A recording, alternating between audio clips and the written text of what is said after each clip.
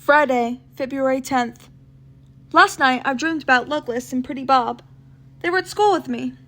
It was nighttime in the dormitory. Lug and Bob were holding court, telling stories, and all the kids were sitting around listening to them.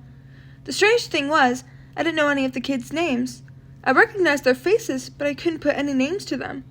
Anyway, they were all sitting around with their eyes glued to Lug and Bob as they were TV stars or something. Pretty Bob was leaning against the wall eating a banana, and Lug was sitting cross-legged on the floor telling how he lost his car. Nah, listen, he was saying. You know the thing about what's it? The Crow Man, Flowers, the Painter, Van Gogh? Gough, said Pretty Bob. Von Gogh. Right, him. See, what he did, there was this other painter man, like jungles and tigers and stuff, and Gough didn't like him. Gangrene, said Bob. Yep, that's him. Gough had a fight with Gangrene, and Gangrene shot off Gough's ear, and that's what happened with me. Except it was crayons with me. The Terminator's crayons, said Bob. Lug grinned. Yeah, the Turnamaker. Woo, he's a big boy, that one. See, I took his crayons and he ate my ear. And that's why I don't get no drinks, said Bob. You ask Lug if he wants a drink. He says, no thanks, I got one ear. All the kids started laughing. And then I got up and said, that's not what happened, and everyone looked at me. I said, a dog bit him, that's all. That's how Lug lost his ear. A dog bit him. Everyone's eyes went cold, like I'd ruined everything, and when the scene faded and the view panned out to a small white building standing alone on top of a hill in the middle of an open prairie. I think it was a farmhouse. It could have been a chapel, but I'm pretty sure it was a farmhouse. Like one of those old-fashioned places you see in Western films, you know? A plain wooden building with a bell tower at one end and a corral from the other. The bell tower was what made me think it might be a chapel, but I'm sure it was a farmhouse. It was summer. The sky was clear and blue. The prairie grass was whispering softly in the lazy breeze. The corral, if that's what it was, formed a perfect circle bounded by a white picket fence. And that's where I was sitting, right in the middle of the corral.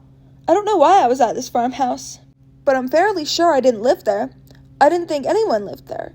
And I don't know where I came from or how I got there either. The dream had no journey, but I have a kind of dream memory. The crossing of the prairie, the climbing the hill, and I can remember the feeling of the long grass brushing softly against me. Anyway, there I was, sitting cross-legged in the dry dirt in the middle of the corral, surrounded by a host of furry animals. They were toy animals, stuffed animals, you know, the kind of thing. Soft toys with glass eyes and stitched mouths. And they all had the most incredible, brightly colored fur. Vivid yellow, electric blue, fluorescent red, orange, lilac, cartoon pink. And they were alive. They were stuffed animals, but they were also alive. They didn't do very much in the dream. They just sat around in a gently fidgeting circle, murmuring softly to one another, glancing at me every now and then. They were definitely alive, though. There's no doubt about that. There were about 24 of them, maybe more, 30 or so. Monkeys, bears, cows, dogs, tigers, lions, pigs, sheep, penguins, crocodiles, chickens, all kinds of animals. They were all about the same size, about the size of a small dog or a cat, and they all had coats of irresistibly soft and shiny fur, the kind of fur that makes you want to reach out and stroke it. But I didn't reach out and stroke it. I didn't stroke the animals. I didn't have to. All I had to do was sit there and let them smile at me. That's all I had to do. It was wonderful. I think they loved me. Simple as that. I just sat there. They smiled at me, and then, after a while, the bell rang, and it was time to go. And that was that. The farm bell rang when it was time to go back down the hill. The bell rang. I stood up and walked away, down the hill, and the animal's eyes went cold, like I'd ruined everything. And then the dream faded to black. It doesn't mean anything. Dreams never mean anything. All it means is that everything's the same. School, the street, madmen, beggars, animals, me. We're all the same. We're all interchangeable. This afternoon, I showed Russell around the building. There wasn't really much to show him, but it was still slow going. He tires very easily. His eye, keeps glazing over, and he has to keep sitting down for a rest. So it took a long time, but that didn't matter. We didn't have much else to do. I showed him everything, the lift, the rooms, the walls, the floor, the ceiling, the grills, and he studied it all with a quiet intensity, asking me questions, touching things, listening, sniffing, making notes, looking at things, all the time nodding quietly and humming to himself. Afterwards, he went to his room to think about things. An hour later, he came and called us all to the table. "We're in a reconditioned bunker," he announced. "The walls are constructed of 0.75-meter concrete strengthened with steel mesh. The roof is at least 1 meter thick, and the foundations are set in about 3 meters of concrete. The lift shaft is made of tank steel and probably protected with heavy blast walls. Lights, heating, plumbing, and ventilation are powered by a diesel engine generator system." He paused and looked at the ceiling. "Those grills were originally part of a filtration system for extracting radioactive material and chemical or biological agents. The system has been adapted to allow gases to be pumped into the bunker. The grills have been fitted with audio and video surveillance equipment." "What's a bunker?" interrupted Jenny. Russell smiled. "An underground building, like a bomb shelter. Most of them were built in the early 1950s when the threat of nuclear war became a reality. They were originally intended as command centers for the deployment and firing of our anti-aircraft defenses." He gazed around. "Of course, the original building would have been a lot bigger than this. There would have been lots of rooms, a command center, communication equipment, even different levels. This?" He waved his hands, indicating the building. "This is just a small part of the original bunker, probably the living quarters. The rest of it must have been sealed up or blocked in. That's what I meant by reconditioned. You see," Bird yawned loudly. Russell looked at him.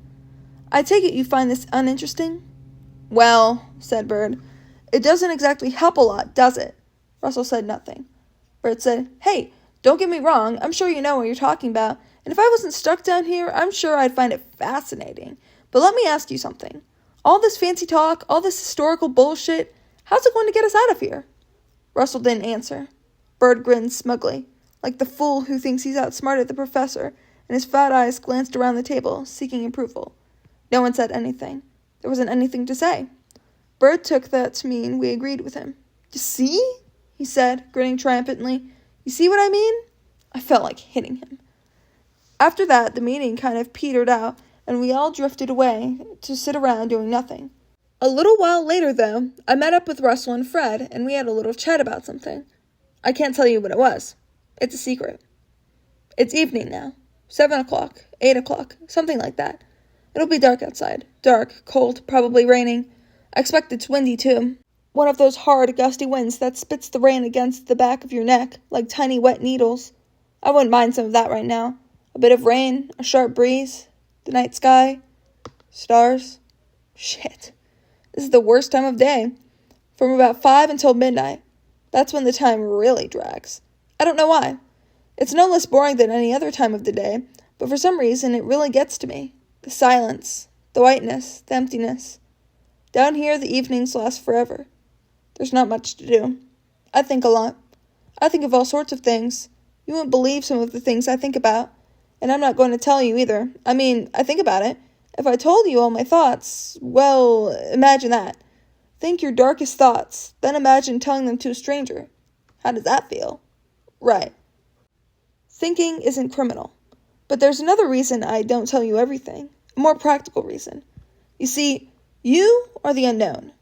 You are you. And sometimes you're me. But you're also him, the man upstairs.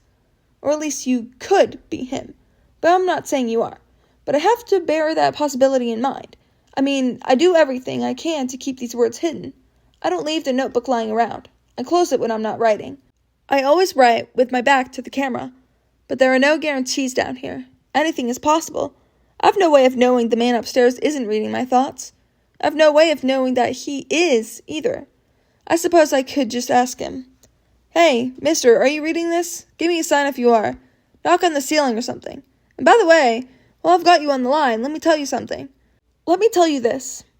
I know that I might die in here. I'm well aware of that. I know you might kill me. In fact, I think you probably will. But you can't kill my thoughts. Thoughts don't need a body. They don't need air. They don't need food or water or blood. So even if you do kill me, I'll still be thinking of you. Do you understand what I'm saying? I'll be thinking of you until the end of time. And that's a stone-cold promise. Think about that, mister. You think about that.